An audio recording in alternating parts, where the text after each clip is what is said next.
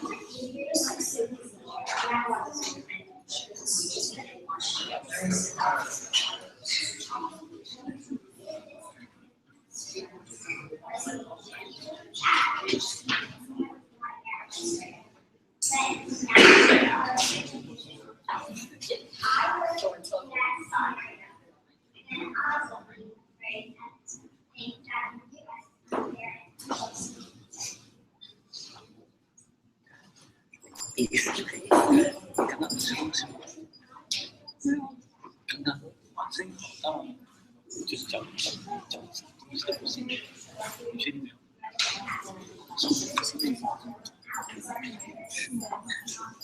为什么声音？这是吃东西的声音。谁在看？你在前台看，还挺好的，跟那个角度不一样。哦，你这头发是反的耶。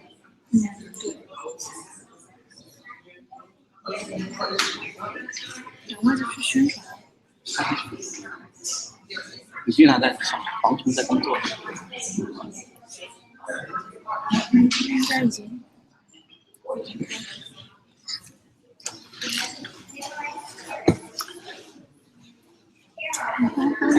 没事没事，想跟过来，我有点就是我看一会儿，帮你这个小动作。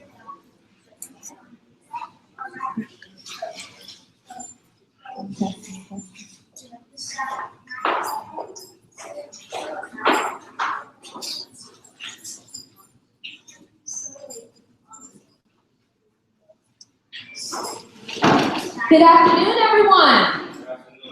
Good afternoon. I am so excited to see everyone here today for our Spring 2017 debate tournament. Our young people have worked diligently over the last 4 to 5 weeks preparing for this moment. This is in fact the second leg of our tournament.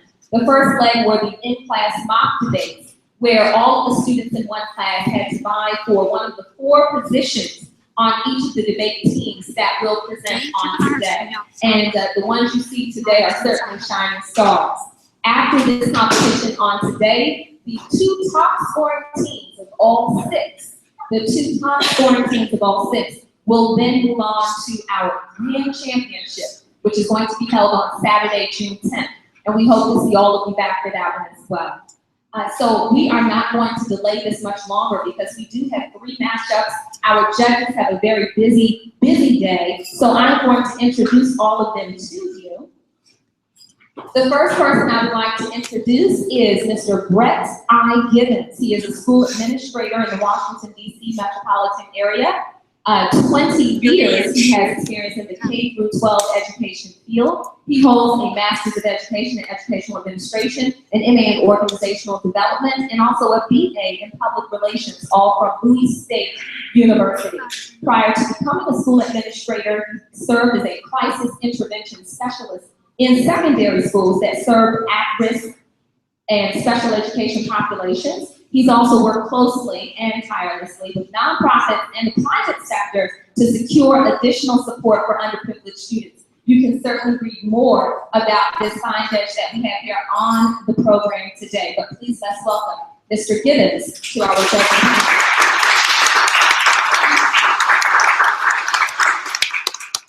Second on the panel is no stranger to us in our debate realm. We have a returning judge, Mr. Michael Antonio Higgs, who is known in the film industry as Antonio Wilde. He is a native Washingtonian. He attended Prince George's public schools, and he is currently with the New York Film Academy as a student. He is an aspiring actor and has done a number of videos and films that are screening worldwide in various film festivals. So let's welcome Michael Antonio Higgs.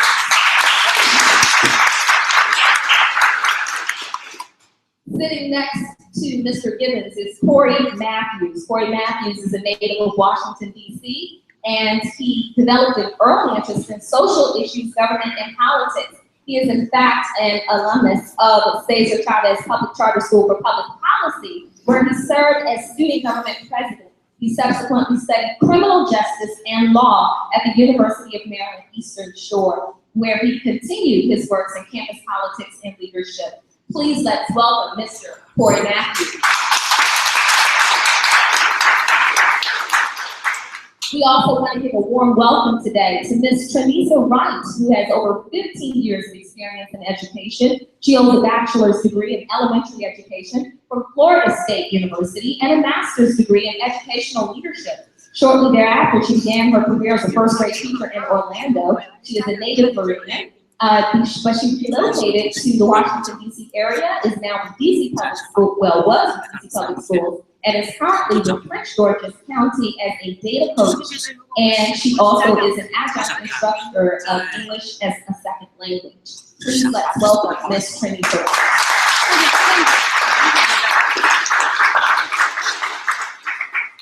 Finally, we have Mr. Christopher Shelton, who is also a native of Washington, D.C. He graduated valedictorian from his high school, Heritage Christian Academy, and he was then accepted into Fisk University in Nashville, Tennessee, where he is pursuing his bachelor's degree in biology. This young man plans on going to graduate school and acquiring a PhD in pharmacology. His present undergraduate research is focused on using stem cells as a model for drug-induced cardiotoxicity and drug screening. He has an aspiration to become a pharmacologist specializing in drug design and discovery. Please let's welcome Mr. Christopher Shelton. We have quite an esteemed panel of judges with us today, and they are ready to hear some fiery arguments. Teams, are you ready? Are you ready? Yes. All right. Didn't sound like it. They sound a bit nervous. That's okay. Let's introduce our teams. On the affirmative team, and our affirmative teams will be represented by the color yellow. Our negative teams represented by the color blue. On the affirmative team, we have Speaker 1, Mr. Robert Zhu. Please welcome him. Speaker 2 for the affirmative team, Diana Zhu. Please welcome her. Speaker 3, affirmative team, Aaron Tian. Speaker 4 for the affirmative team, Evelyn.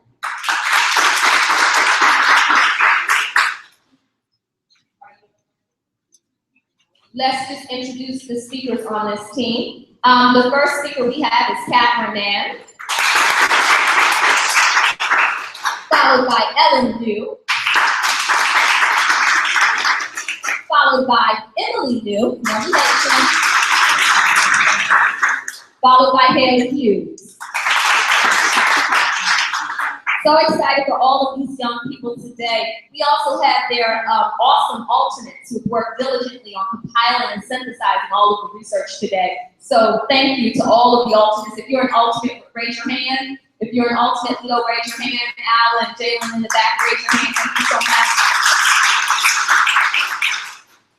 So let's dive right into the competition. We are going to begin with the affirmative team, which is always tradition in a debate competition, where speaker one will render the statement of introduction. There is a time limit of 2 to 4 minutes. You cannot be below 2 minutes, and you cannot exceed 4 minutes. So if our first speaker one on the affirmative team will render our introduction. The topic for today is President Donald Trump's immigration ban, banning Muslim majority countries, and whether or not that decision was in fact fair or unfair. Speaker one, affirmative, you may begin. On September 11th, 2001, 8:13 a.m., Peter Zalski, a Boston-based FAA Federal Aviation Administration controller, attempted to contact American Airlines Flight 11. He received no response, as the plane's radio communication was off for some reason. At 8:19 a.m., a call from American Airlines Flight 11 by an attendant confirmed the unresponsive action from the cockpit, and that someone has also been stabbed, and mace was sprayed all over in business class. At 8:24 a.m., a call was intercepted from the hijacker from American Airlines Flight 11 saying, "We have some planes and we are returning to the airport." At 8:46 a.m., American Airlines Flight 11 crashed into the North Tower. At 9:03 a.m., American Airlines Flight 175 crashed into the South Tower. During that day, 2,996 people died, and more than 6,000 people were injured. Losses exceeded more than $100 billion, including the cost of lives. Fast forward around 6 years. A few months before August 14, 2007, in a small town in Iraq, a group of religious people named the Yazidis had been gaining tension from another group named the Sunni over the fact that the Yazidis were anti-Islamic. On August 14, 2007, around 7:20 p.m. local time, 4 coordinated suicide bombing attacks using a fuel tanker and 3 cars happened in the local communities, killing more than 500 people and injuring over 1,500 people.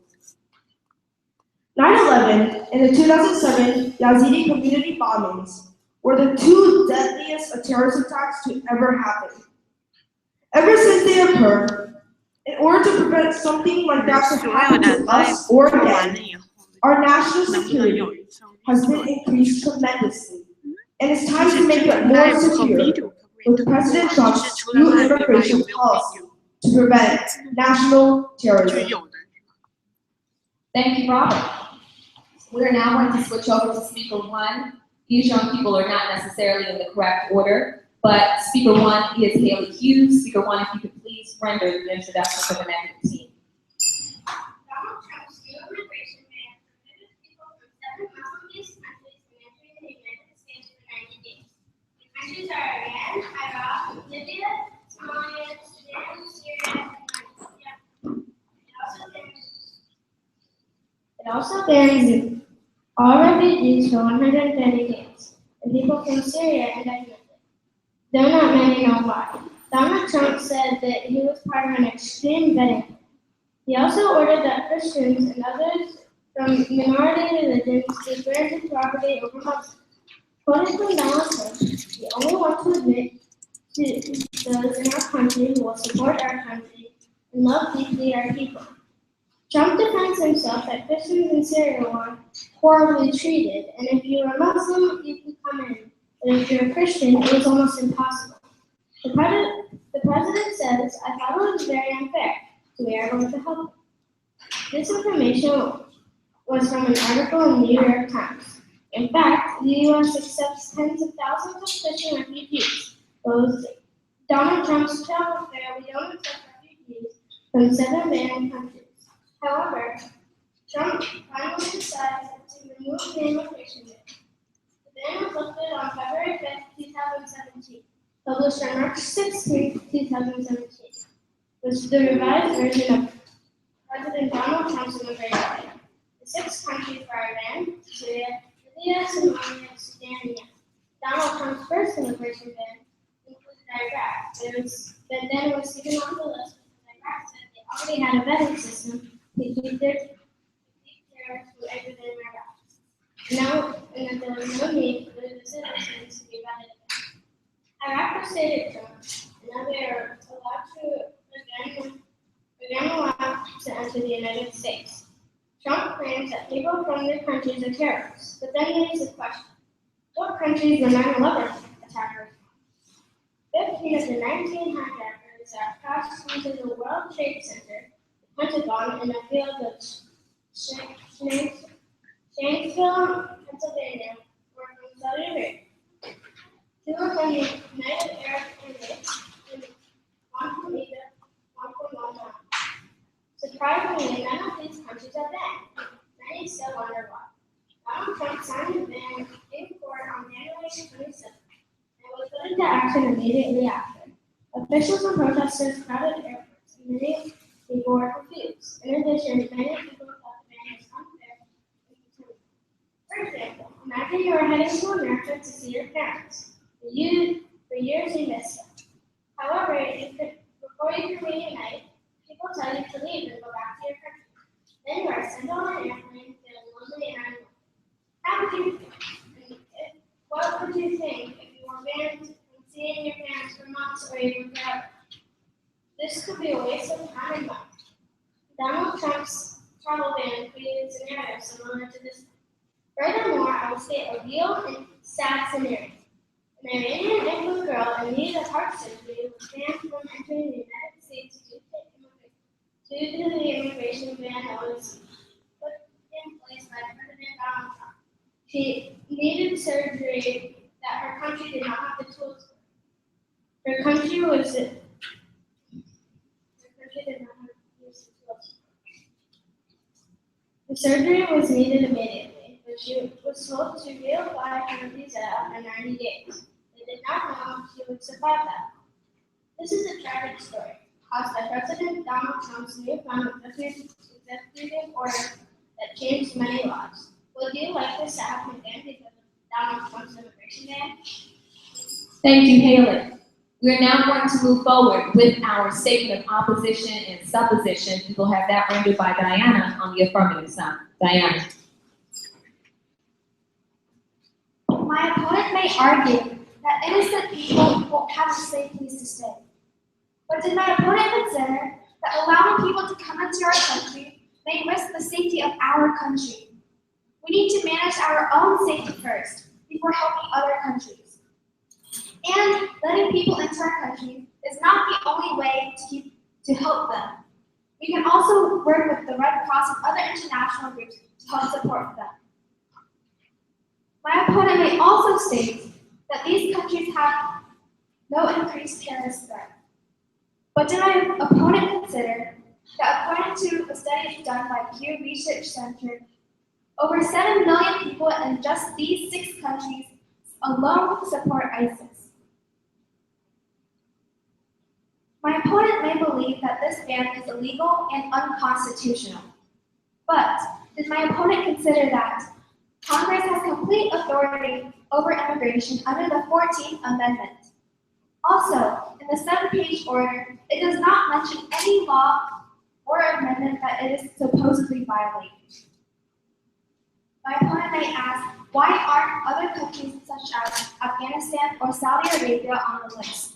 Does Trump possibly have any business relations with these countries? But my opponent is not on the list because Afghanistan is considered a major non-NATO ally to our country, which was stated back in 2012. Saudi Arabia is also one of our allies on the war of terror.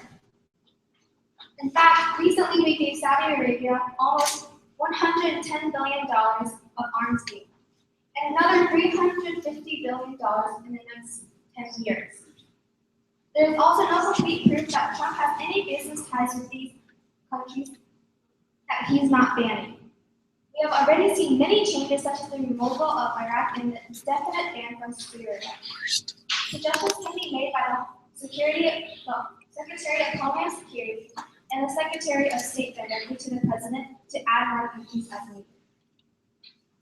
My opponent may state that this is a Muslim ban because Trump himself has called it that.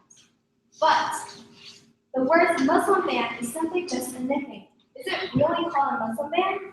No. It is called protecting the nation from foreign terrorist entry into the United States. Here's another example. Is Obamacare actually called Obamacare? No, it's called the Affordable Health Care Act. My opponent may also ask, what about homegrown terrorists? This ban won't stop them. Yes, this ban won't directly stop homegrown terrorists, but it can have some influence. For example, the Boston Marathon bombing were carried out by homegrown terrorists inspired by the extremist Islamic beliefs. However, they learned how to make bombs from an agent in Yemen. Some homegrown terrorists go abroad to study how to carry out an attack. Most lone wolf homegrown terrorists are often unsuccessful when carrying out an operation due to a lack of training. So instead they seek out to other countries like what's banned to learn to do what they want to do. The law is cracking down on those plotting for treason, leading us to fight on two fronts, terrorists from outside and ones from the inside. Thank you. Thank you, Diana. Now we will hear from Emily New, who is speaker 2 for the OPSEP combination on the negative team. Emily. My opponent may say the people who are banned may be terrorists and can hurt the people in our country. 3 of them, Iran, Sudan, and Syria, comprise the State Department's list of state sponsors of terrorism. The other 4, Iraq, Libya, Somalia, and Yemen, are designated terrorist safe havens by the State Department. Therefore, the ban is protecting us. Critics may contend 49% strongly or somewhat agreed to the ban according to a poll by The Blaze. Only 41% strongly or somewhat disagreed.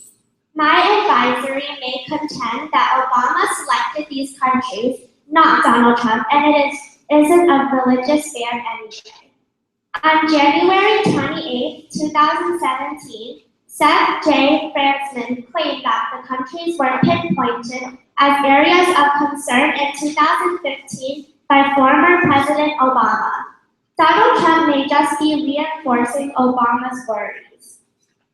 On the contrary, people from these countries did not cause attacks since 9/11. Donald Trump called it the Muslim ban, which is a religious matter. The people who were banned couldn't enter the United States, even though most of them didn't pose a threat. This is bad because what if you had lived in another country for a long time but had family here? In addition, Donald Trump banned Muslims that are beneficial to America, such as doctors, from coming in. Some people were angry or even scared that officials would hurt them, so they were afraid to speak up for themselves. This is bad because in this country, we have freedom of speech. People are affected because families will be separated and people who come to do operations will be banned. How would you like to be separated from your family or prevented from having an important surgery just because you are a person who originated or came from a Muslim country? Many Americans are proud that America is a country with immigrants. They also like to think of the U.S. as an open and welcoming country. The travel ban is an offense to both beliefs. The order offends our nation's laws and values. wrote a group of foreign policy experts. This ban can actually increase the number of terrorists because many people are disagreeing and they will want to fight back. For example, if your friend stole your pencil, wouldn't you be tempted to steal it back? People protested at airports to fight for what they believed in. According to a poll, 1/2 of the Americans opposed. People from around the globe protested, along with Muslims and their supporters. Donald Trump's immigration ban was originally suspended because too many people disagreed. According to the Immigration Naturalization Act of 1965, immigrant families are to be reunited and to attract skilled labor in the United States. The only problem is Donald Trump's immigration ban is preventing that. The ban also suggests immigrants are terrorists. Thank you, Emily. We are now prepared to enter into our crossfire round, which is giving the teams an opportunity to engage in direct verbal combat, if you will. The time set for this is 15 minutes, and the first fire always comes from the affirmative team. So this crossfire round can begin now. So addressing your point about how you were talking about how these countries do not necessarily have to use terrorism threat. Again, going back to our statement about the study done by Pew Research Center, we can see that from these 6 countries, we have Syria has a support of 21%, Iran 5%, Libya 7%, and Yemen, which is also 7%.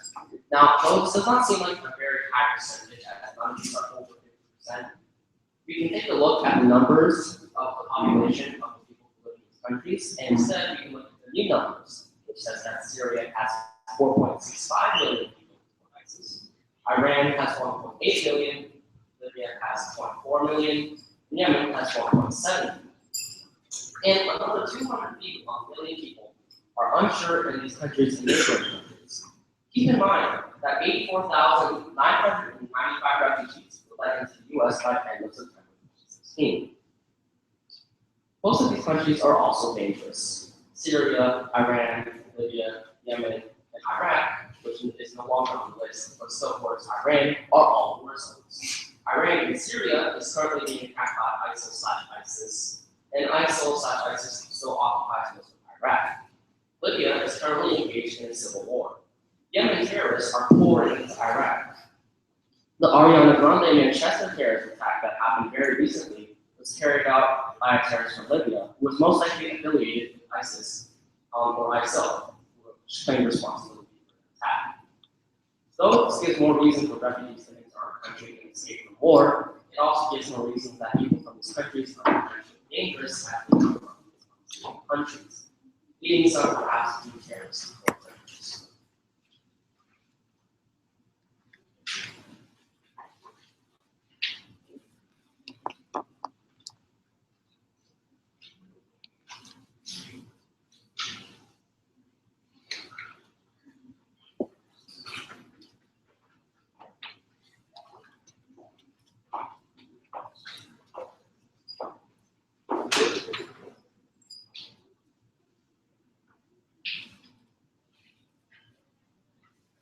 But you still can't ban all of the people from those countries because there still could be some people who are beneficial to our country.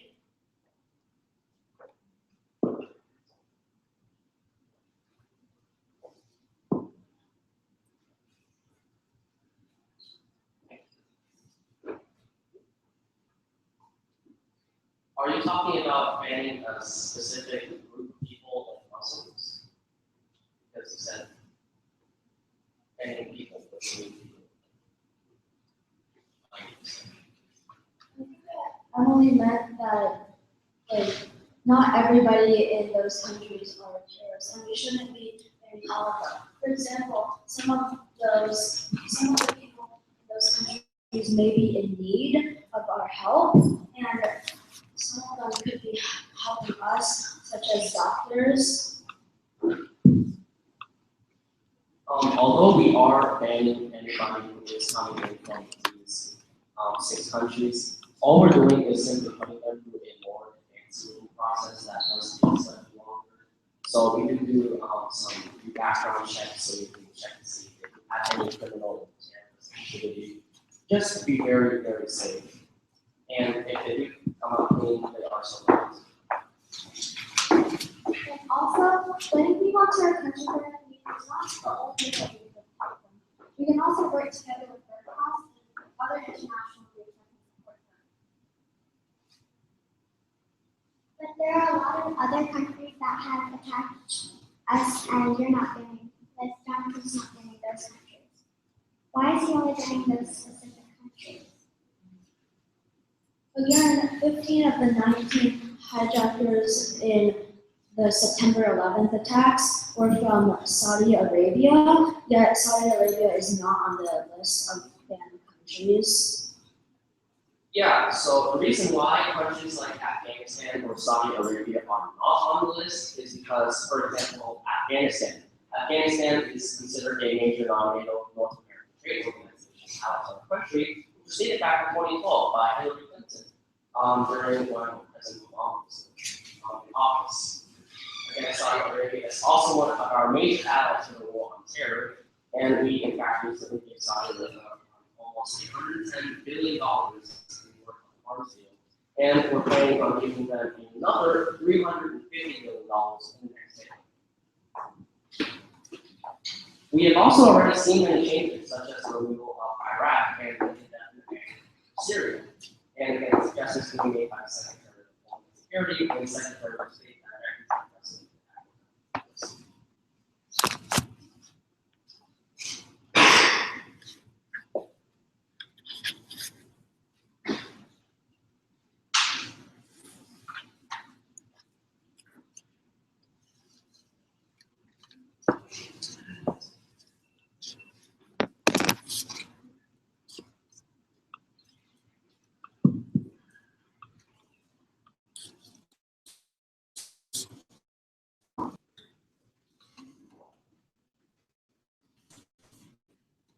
The response from the day before either team can raise a new claim at this point.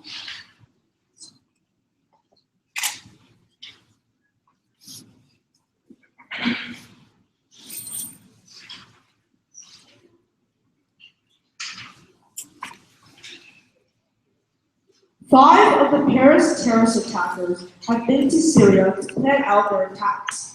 They could have been among the thousands of European foreign fighters who traveled to Syria and Iraq to fight. If they did go there, that means they graduated from ISIL training camps, learning from the group leaders. Also, one of the 5 had a fake Syrian passport. This shows that banning Syria could have prevented another situation in the US similar to the Paris attacks.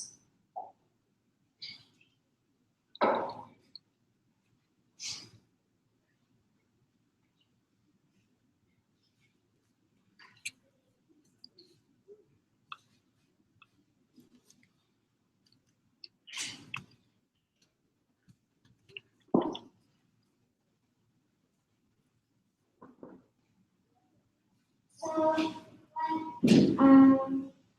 you said, Alan was saying, you said that they could have, doesn't mean they will. And plus, a lot of the people in the countries could be good people for the U.S. and you can't just ban all of them and say that they all have a potential to be a terrorist. Some of them just want to help. Like, not all of them are terrorists. And if we ban them for a longer period of time, then people like the Iranian infant, if they need surgeries, it might be too late.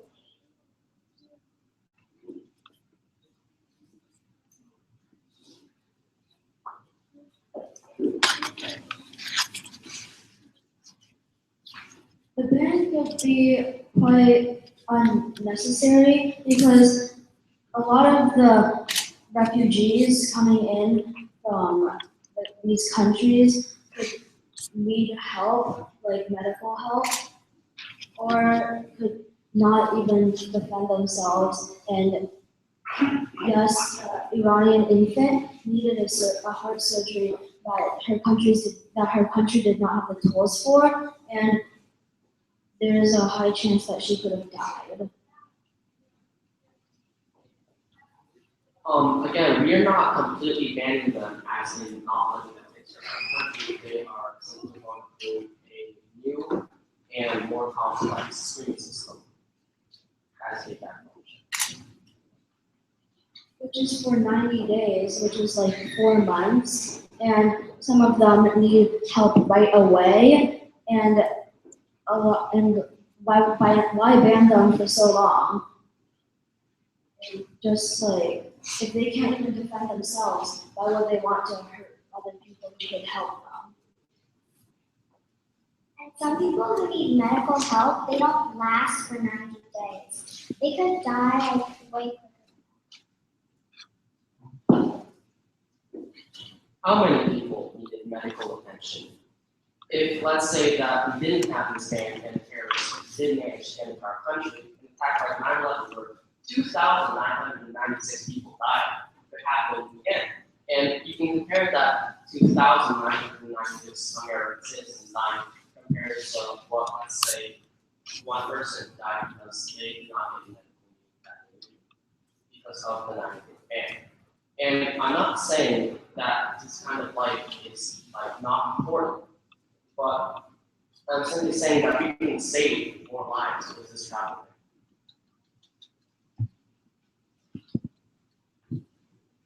9/11 was 12 years ago. And why are we looking back? Through those 12 years, things can change. Obviously, not all of the people would be wanting to make 9/11 happen again. And why ban so many people?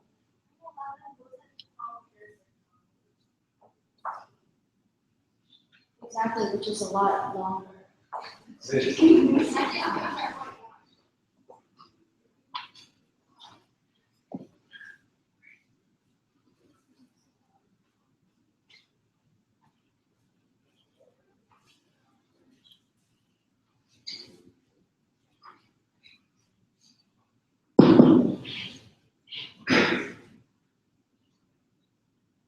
Can you tell the difference between an immigrant and a terrorist? Over 6 million people from these countries support ISIS.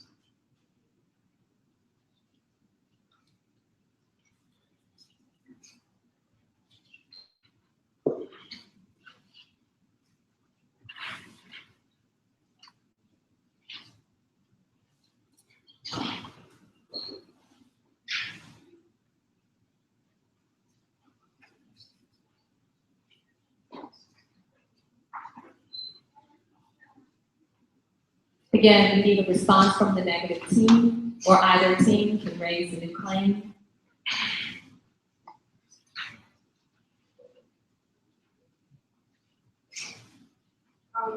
The Boston Marathon bombers were motivated by extremist Islamic beliefs and the war in Iraq. They learned how to make bombs from and by areas. Can you repeat what you said? The Boston Marathon bombings were motivated by extremist Islamic beliefs in the war in Iraq. They learned how to make bombs from an Al-Qaeda member in Yemen, proving these countries are very unstable.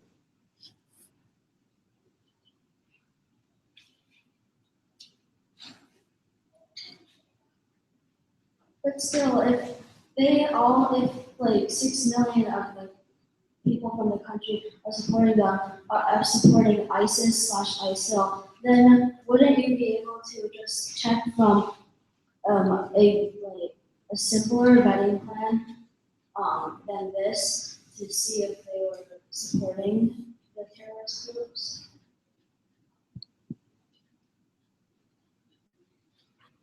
Again, tell me the difference between a terrorist and an immigrant.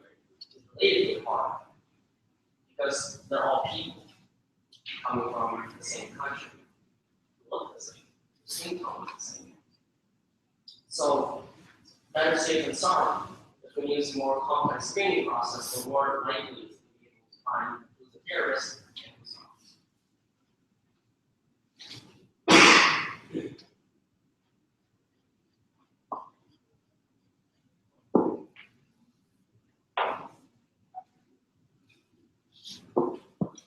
Even when you ban those countries, those people can, the terrorists can still come in. Like, so if they can still come in, what's the point of ban? Are you talking about the possibility that our screening process is not effective enough?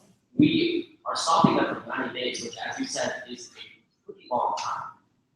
And we use that in those 90 days to our advantage, and we spend every second making sure, double checking, triple checking that they are safe. But if we're spending all the time checking if they're gonna be terrorists, then, well, we can't like check all of them. Time. All right, we do want to thank both sides. If we could just give them a round of applause.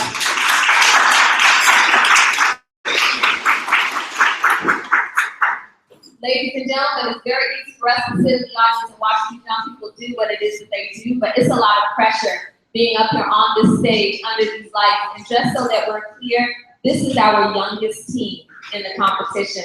This is our intermediate group. And what's interesting is that we didn't have an intermediate group to compete in the fall. And I posed the question to them. I said, you're going up against the tough acts. I said, are you ready? Do you want to do this? And they said, yes, put us in. So they're here. And they're excited. So,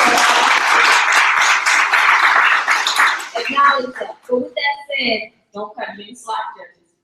All right, okay. So now it's time for the judges' curveball, which actually, next to the crossfire, is one of my favorite parts of the debate, because we get to have engagement between our judges panel and our student debaters. We're going to begin on this end with Mr. Brett Gibbons. You can choose one team, sir, one team, and direct the question to them about something you've heard or whatever issue you feel was raised that you want qualification or clarification on. So we'll begin with you, and I will bring you my microphone.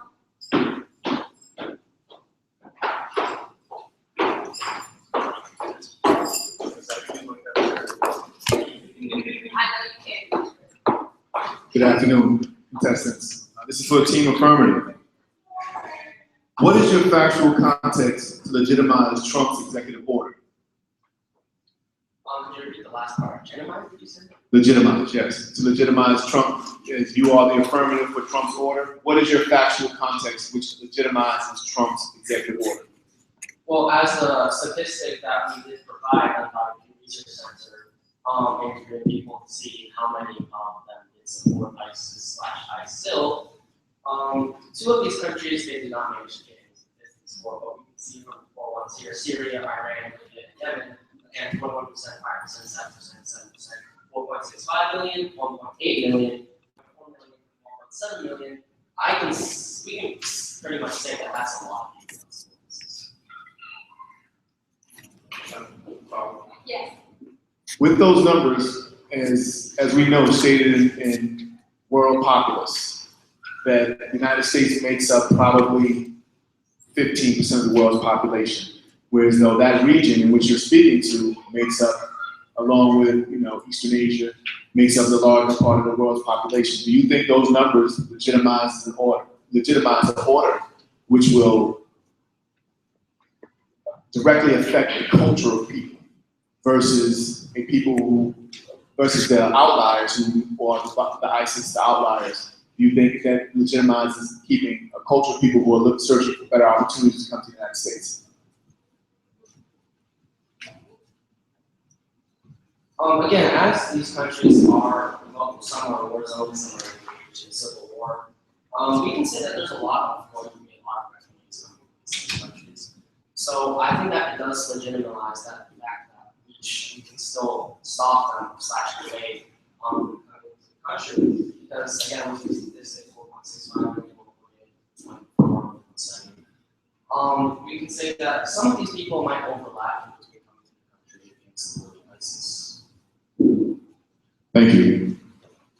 Ms. Wright. Not Ms. Wright. I'm sorry, Mr. Manager.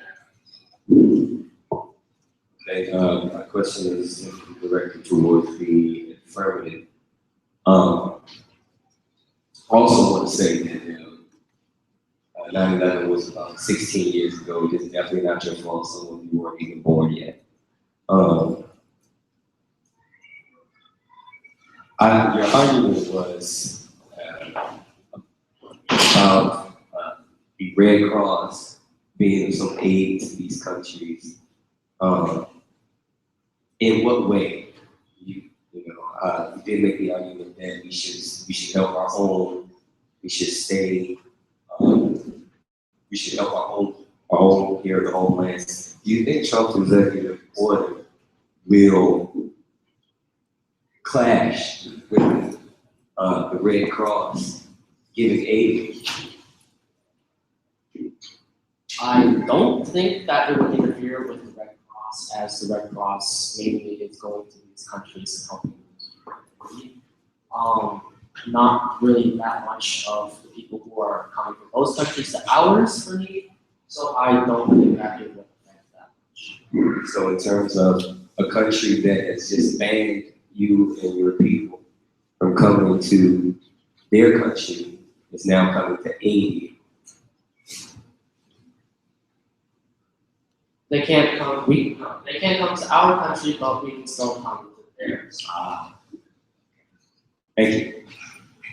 And also with the war on terror, we do have a lot of support for these countries because we do have a lot of troops coming from these countries and organizations like the Red Cross.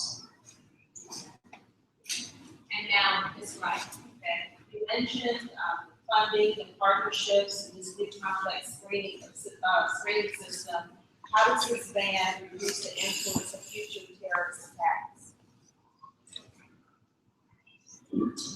So we do have a more advanced screening system that goes more in depth, checking about travel history, if it has any affiliations, their relatives, if the relatives have any affiliations.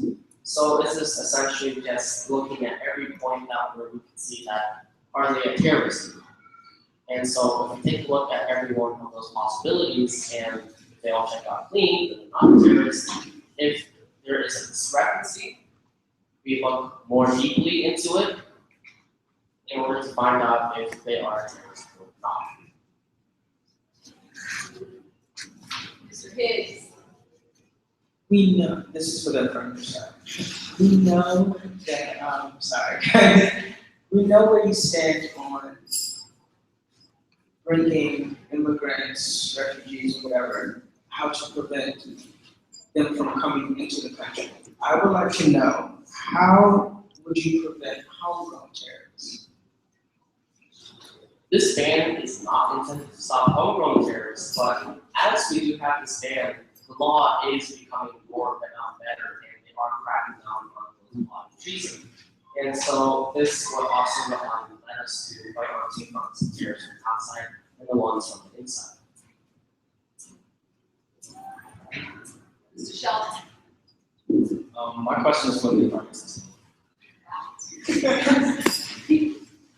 So earlier you stated that the Boston bombers learned how to create bombs from Al-Qaeda members based in Yemen.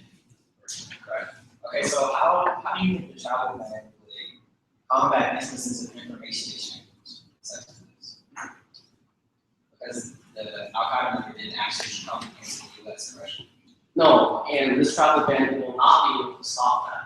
But if we do have somebody who have influence, because we know that these countries are unstable, and we know that they're unstable by banning them, we can attempt to somewhat influence this information traveling between the United States and these countries. Thank you, judges. And thank you, teams. Thank you, affirmative teams. Really. Okay, so now it is time for us to hear our propositional statements rendered by both sides. Yeah.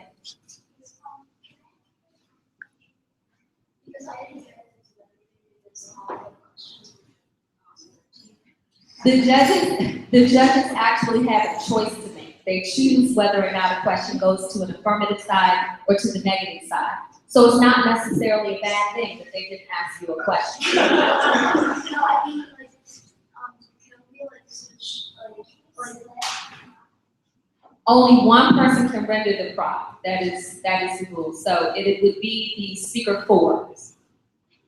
Speaker four will render the prop. Are you speaker four?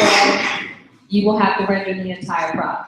But we're starting with the affirmative team. If you would please stand as Emma Lynn and render your proposition.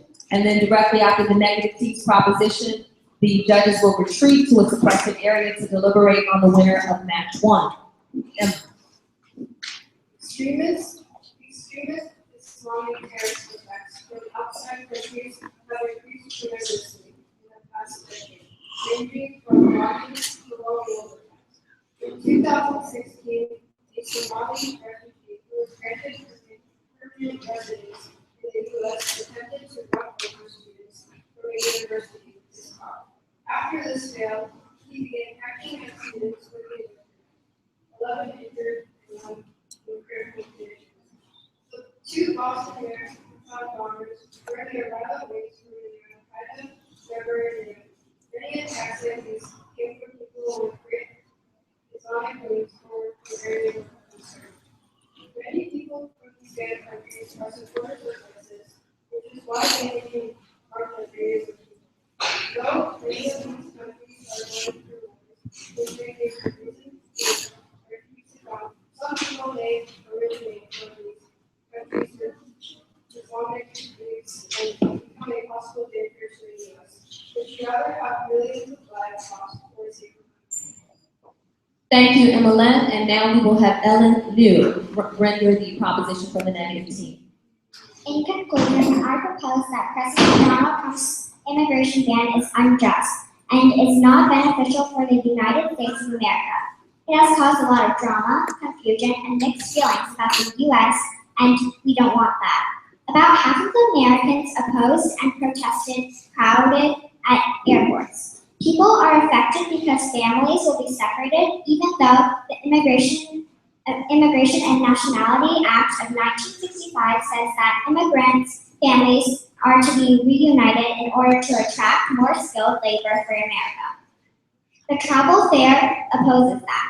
Many Americans are proud that America is a country for immigrants. They also like to think of the U.S. as an open and welcoming country. The travel ban is an offense to both beliefs. The order offends our nation's law and values, wrote a group of foreign policy experts. Some were angry or even scared that someone would hurt them, so they were afraid to speak up for themselves. This is awful because in the country we have freedom of speech. That freedom of speech is partly why America is great. But now many are afraid to use it. If we were in that scenario, then I would be afraid to think that the U.S. is unfair and unwelcoming. America wouldn't want people to think that, right? Plus, we should not ban so many innocent people that could be beneficial for America. Yes, we should be careful and look out for terrorists, but this is not the way. For example, infants and people in need should be helped, not barred. The issue isn't about immigrants coming to the country. As long as they do it through and the right process, Trump's initial travel ban was done too quickly and harshly. Banning Muslim-based countries that haven't done much harm is not the way to protect your country.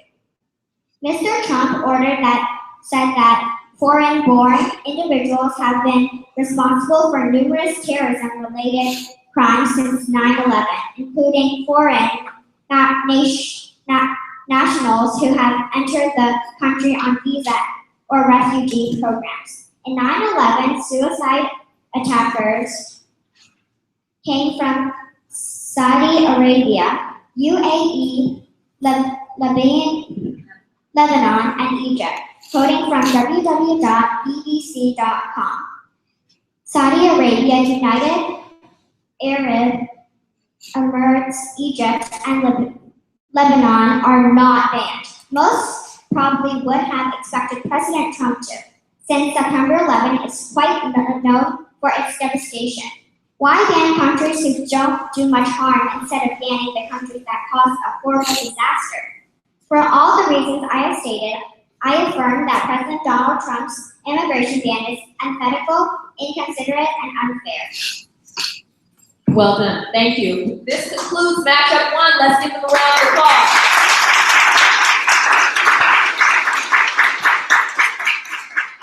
I would say that was very well fought, young people. We are now going to allow our judges to retreat to a sequestered area. If you could just give me a moment. When I return, parents, we're going to distribute certificates of participation to honor these young people. But the judges do have to go to another location to deliberate. Judges, if you all bring your items in the calculator, Chris, just follow me.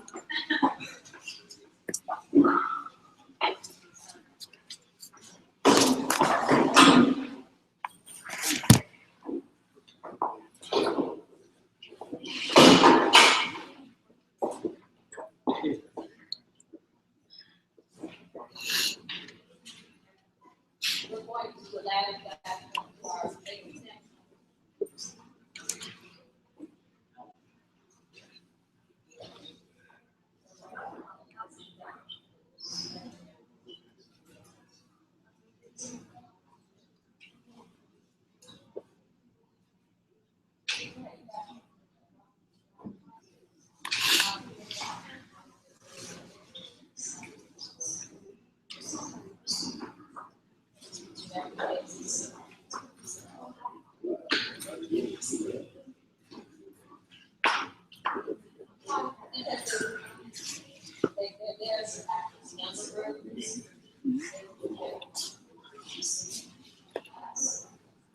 So,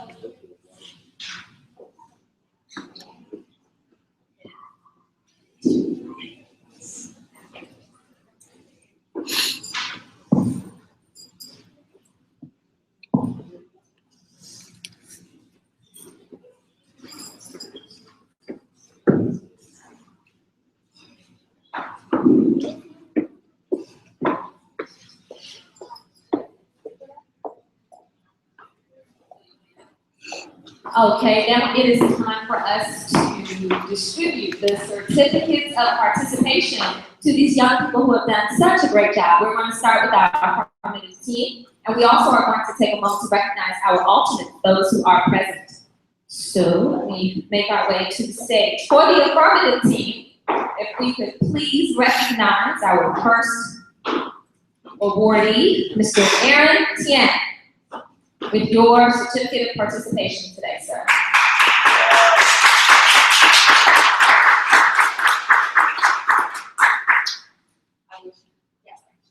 Thank you. Good job, well done. Mr. Allen Zhang, please come and receive your award. We're proud of you. And it's so important for me, thank you, sir. It's so important for me to acknowledge the role of our alternate. There was one team in this competition who had an alternate student to stay until 10:30 here in the evening, working by phone with another teammate who was at home. And they worked through revising and revising again their arguments so that they could be prepared for today. But that shows you the dedication of our alternates and what they're capable of. So I do not in any way want to undervalue or underestimate or understate how important our alternates are. So thank you, alternates. Leo White.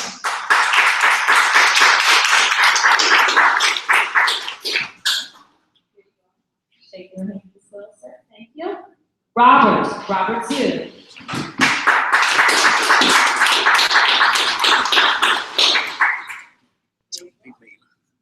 Very good job. Diana. Thank you. Love it. There you go. Emma Lynn.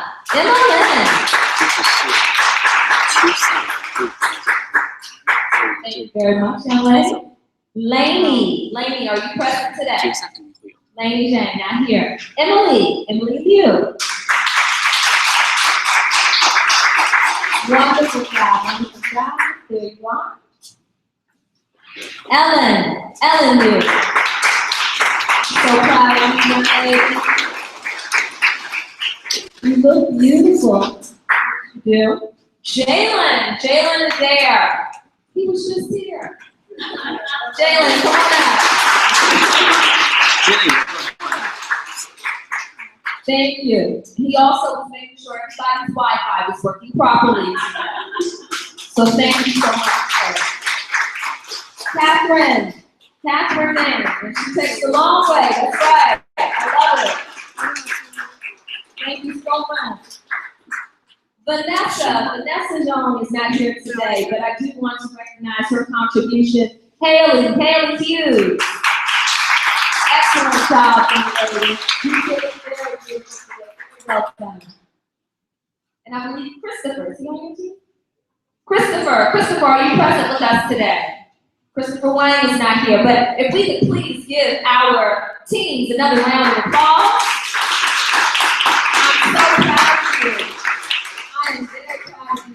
They've worked very hard for this moment. We are going to give our judges about 3 more minutes to deliberate. They have a lot of scores to tally. Just to give you an idea, there are 5 categories. There are 5 categories on that each team will be graded on. Of course, it was their introductions that were rendered, their statement of opposition, supposition, the curveball that the judges asked the affirmative team, and also our crossfire round, and finally the propositions. There's a total of 100 points that each judge can give per team. A total of 100. So all 5 judges, they're looking for scores upward of 500 points. That's what we're looking for. The 2 top scoring teams of all 6 will advance to the Grand Championship again on June 10th. So we won't be able to give specific scores or totals until the end of the 3rd match. But we do want to let you know that our teams, it looks like you guys have done a great job, and I'm excited to see who will be the victor in matchup 1. Parents, please take about 3 minutes for an intermission and then come back. And during that time, I'll set up for matchup number 2. When you come back in 3 minutes, we'll let you know who won matchup 1. If you guys want to stretch your legs or get a drink of water, go to the restroom, or you can just continue to sit here. 3 minutes.